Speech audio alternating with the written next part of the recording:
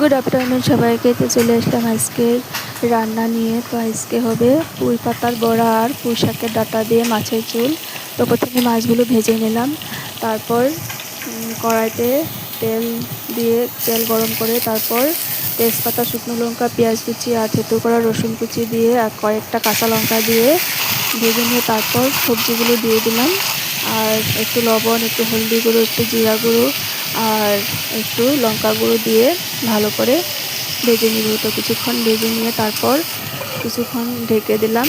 তো এইভাবে ঢেকে দেওয়ার পর তারপর জল দিয়ে ঝুলটা বানিয়ে নিলাম।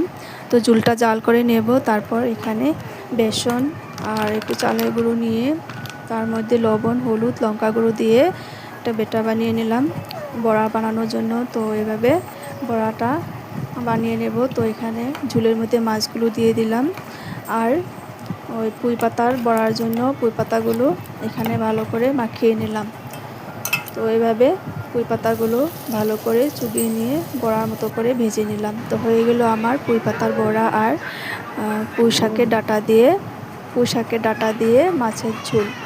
তো আজকে দুপুরে এই খাবারটি আমার বরকে দিলাম। আর এখানে আমি চা বানিয়ে নিলাম আর এখানে ডাল বসিয়ে দিলাম আর বাজার করে নিয়ে আসা হলো এগুলো। তো আমি চাটা খেয়ে নেব এখন। তো ভিডিওটা দেখে কেমন